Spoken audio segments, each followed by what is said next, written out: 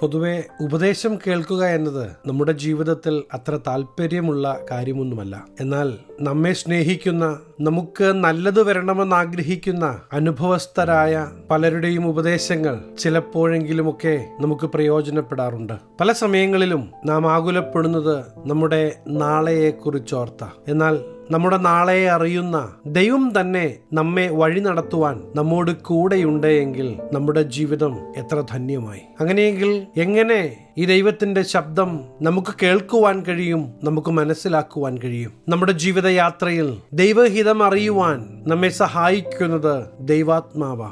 ദൈവാത്മാവ് നടത്തുന്നവൻ ഏവരും ദൈവത്തിന്റെ മക്കളാകുന്നു എന്ന് റോമർക്കെഴുതിയ ലേഖനം 8-14 നമുക്ക് കാണുവാൻ കഴിയും. ആയതുകൊണ്ട് തന്നെ നാം ദൈവാത്മാവിനാൽ നടത്തപ്പെടേണ്ടതിന്റെ പ്രാധാന്യം നമുക്ക് അവിടെ കാണുവാൻ കഴിയും. നമ്മുടെ ജീവിതത്തിൽ നമ്മെ നയിക്കുന്നത് എന്താണ് എന്ന് നാം ശ്രദ്ധിക്കേണ്ടത് ആവശ്യമാണ്. മാനുഷിക അറിവുകൾക്ക് പലപ്പോഴും പരിമിതിയുണ്ട്. അതുകൊണ്ട് തന്നെ പല മാനുഷിക വാക്കുകളും നമുക്ക് അത്ര പ്രയോജനം വന്നുകൊള്ളണമെന്നില്ല. എന്നാൽ സകലവും അറിയുന്ന ദൈവിക ശബ്ദം നാം കേട്ട് നമ്മുടെ ജീവിതം മുന്നോട്ട് നയിക്കുന്നുവെങ്കിൽ തീർച്ചയായും നമ്മുടെ ജീവിതത്തിൽ നാം വിജയം കാണുക തന്നെ ചെയ്യും. നാം ദൈവാത്മാവിന്റെ ശബ്ദം കേട്ട് നമ്മുടെ ജീവിതത്തിൽ നാം വിജയം കാണണമെങ്കിൽ തീർച്ചയായും ദൈവാത്മാവിന്റെ ഇടപെടലുകൾ നാം തിരിച്ചറിയേണ്ടതുണ്ട്. ദൈവാത്മാവ് നമ്മോട് ഇടപെടുന്നത് പല വിധത്തിലാ. അതിൽ ചിലത് ഞാൻ നിങ്ങളെ ഓർമ്മിപ്പിക്കുവാൻ ആഗ്രഹിക്കുകയാണ്. നാം ദൈവത്തിന്റെ മക്കളാണ് എന്ന് നമ്മുടെ ആത്മാവിനൊപ്പം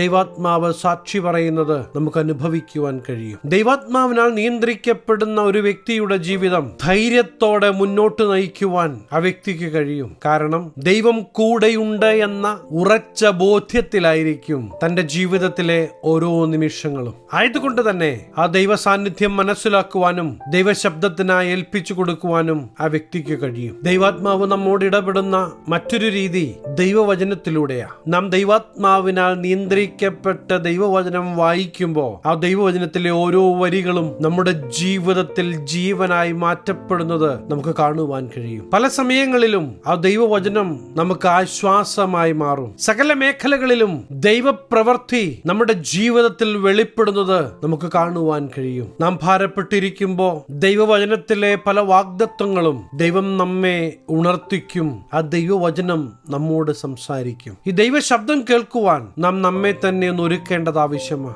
നമ്മുടെ ഭാരവും നമ്മുടെ പ്രയാസവും നമ്മുടെ വ്യാകുല ചിന്തകളുമെല്ലാം ദൈവത്തിന്റെ കരത്തിൽ കൊടുത്ത്, ദൈവമേ അങ്ങയുടെ നിയന്ത്രണത്തിനായി എന്നെ ഏൽപ്പിച്ചു തരുന്നു എന്ന് പറഞ്ഞ് ദൈവത്തിന്റെ നിയന്ത്രണത്തിന് നാം നമ്മെ ഏൽപ്പിച്ചു കൊടുക്കുമ്പോൾ പരിശുദ്ധാത്മാവിന്റെ നിയന്ത്രണം നമുക്ക് അനുഭവിക്കുവാൻ കഴിയും. അതുപോലെ തന്നെ ദൈവവചനത്തിലൂടെ വ്യക്തമായി ദൈവം നമ്മോട് സംസാരിക്കും, നമ്മെ ബലപ്പെടുത്തും, നമ്മെ ഉറപ്പിക്കും. ആയതുകൊണ്ട് തന്നെ നാം ദൈവവചനം വായിക്കുമ്പോൾ പരിശുദ്ധാത്മാവേ എന്നോട് സംസാരിക്കണമേ എന്ന് പറഞ്ഞ് നാം ദൈവവചനത്തിന് മുമ്പാകെ ആയിരിക്കുന്നുവെങ്കിൽ തീർച്ചയായും ദൈവശബ്ദം നമുക്ക് കേൾക്കുവാൻ കഴിയും. ദൈവാത്മാവ് നമ്മെ ലീഡ് ചെയ്യും. പിതാവിന്റെ ശബ്ദം മക്കൾ മനസ്സിലാക്കുന്നത് പോലെ തുടർച്ചയായി ദൈവശബ്ദം നാം കേൾക്കുവാൻ തുടങ്ങുമ്പോൾ, നാം ഒരു വിഷയത്തിലൂടെ കടന്നു പോകുമ്പോൾ നമ്മെ നയിക്കുന്ന, നമ്മെ ഗൈഡ് ചെയ്യുന്ന ദൈവശബ്ദം നമുക്ക് തിരിച്ചറിയുവാൻ കഴിയും. എന്തു ചെയ്യണം, എന്തു ചെയ്യരുത് എന്ന് വളരെ വ്യക്തമായി ദൈവം നമ്മോട് സംസാരിക്കും. ദൈവാത്മാവിനാൽ നിയന്ത്രിക്കപ്പെടുന്നൊരവസ്ഥ നമ്മുടെ ജീവിതത്തിൽ കടന്നു വരുമ്പോഴാ നമ്മെ ദൈവമക്കളെന്ന് വിളിക്കുന്നത്. അതുകൊണ്ടാണ് റോമർക്കെഴുതിയ ലേഖനം 8-14 അപ്രകാരം പറഞ്ഞു വെക്കുന്നത്. വിശുദ്ധ വേദ പുസ്തകത്തിൽ പലയിടങ്ങളിലും ദൈവാത്മാവിനാൽ നിയന്ത്രിക്കപ്പെടുന്നവരെ നമുക്ക് കാണുവാൻ കഴിയും. സകലരും അസാധ്യമെന്ന് പറഞ്ഞ് കൈയൊഴിയുമ്പോ, നടക്കുകയില്ല എന്ന് പറഞ്ഞ് മാറ്റിവെക്കുമ്പോ, നമ്മെ സ്നേഹിക്കുന്ന, നമുക്ക് വേണ്ടി ഇന്നും ജീവിക്കുന്ന യേശുവിന്റെ ശബ്ദത്തിനായി നീ കാതോർക്കുന്നെങ്കിൽ ദൈവഹിതം നിങ്ങൾക്ക് മനസ്സിലാകും. നിങ്ങളുടെ ജീവിതത്തിൽ ആ ദൈവഹിതം പൂർണ്ണമാകും. ദൈവത്തോളം ശക്തിയുള്ളത് ദൈവവചനം. ആയതുകൊണ്ട് തന്നെ ദൈവവചനത്തിലൂടെ ദൈവം നിങ്ങളോട് സംസാരിക്കുന്ന ഓരോ വാക്കും നിങ്ങളുടെ ജീവിതത്തിൽ ജീവനായി മാറ്റപ്പെടുക തന്നെ ചെയ്യും. ജീവിതത്തിൽ എത്ര തിരക്കുണ്ടെങ്കിലും, എന്തൊക്കെ കാര്യങ്ങൾ ചെയ്യാനുണ്ടെങ്കിലും അല്പസമയം മാറ്റിവെച്ച് ഈ ജീവിക്കുന്ന ദൈവത്തിന്റെ ശബ്ദം കേൾക്കുവാൻ നാം തയ്യാറാകേണ്ടത് ആവശ്യമാണ്. നമ്മുടെ ദൈനംദിന ജീവിതത്തിലെ ശബ്ദകോലാഹലങ്ങൾക്കിടയിൽ പലപ്പോഴും ദൈവശബ്ദം നാം കേൾക്കുന്നില്ല, അല്ലെങ്കിൽ കേട്ടിട്ടും കേൾക്കാത്തതുപോലെ നമ്മുടെ ജീവിതം മുന്നോട്ട് നാം നയിക്കുകയാണ്. ജീവിതയാത്രയിൽ ക്രിസ്തുവിന്റെ മുഖത്തേക്ക് നോക്കുവാൻ നിങ്ങൾ തയ്യാറാകുന്നുവെങ്കിൽ തീർച്ചയായും പ്രിയ ദൈവജനേ, നിങ്ങൾ ദേശത്ത് ഒരു അനുഗ്രഹമാകുക തന്നെ ചെയ്യും. നിങ്ങളെ വിളിച്ച ദൈവം വിശ്വസ്തനാ. അവൻ ഇടയ്ക്ക് വെച്ച് നിങ്ങളെ ഉപേക്ഷിക്കുകയില്ല, ഇടയ്ക്ക് വെച്ച് കൈവിടുകയുമില്ല. ഒരു രീതിയിലും ശത്രുവിന്റെ ഒരു തന്ത്രവും നിങ്ങളുടെ കൂടാരത്തിനോട് അടുക്കുകയില്ല. ധൈര്യമായിരിക്കണം. യേശുവിന്റെ പ്രവൃത്തി നിങ്ങൾ കാണുന്ന ദിവസങ്ങളായി ഈ ദിവസങ്ങൾ മാറ്റപ്പെടട്ടെ. സ്വപ്നങ്ങളിലൂടെയും ദർശനങ്ങളിലൂടെയും പ്രവചനങ്ങളിലൂടെയും എല്ലാം ദൈവം തന്നെ സ്നേഹിക്കുന്ന വ്യക്തി ജീവിതങ്ങളോട് സംസാരിക്കുന്നത് നമുക്ക് കാണുവാൻ കഴിയും. ഇന്ന് ദൈവമേ എന്നോട് സംസാരിക്കണമേ എന്ന് പറഞ്ഞ് നിങ്ങൾ ആയിരിക്കുന്നുവെങ്കിൽ തീർച്ചയായും ദൈവശബ്ദം നിങ്ങൾ കേൾക്കും.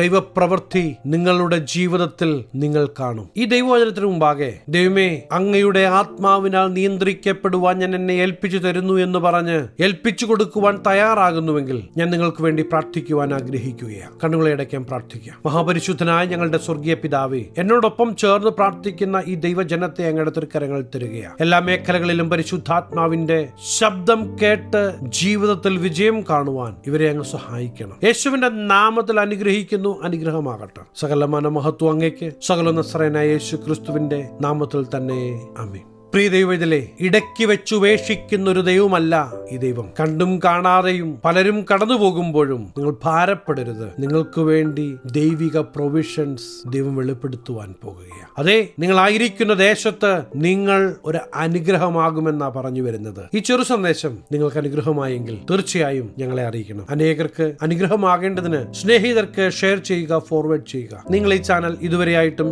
സബ്സ്ക്രൈബ് ചെയ്തിട്ടില്ല എങ്കിൽ തീർച്ചയായും സബ്സ്ക്രൈബ് ചെയ്യണം. ദൈവം അനുവദിച്ചാൽ അടുത്ത ദിവസം നമുക്ക് വീണ്ടും കാണാം. Stay blessed.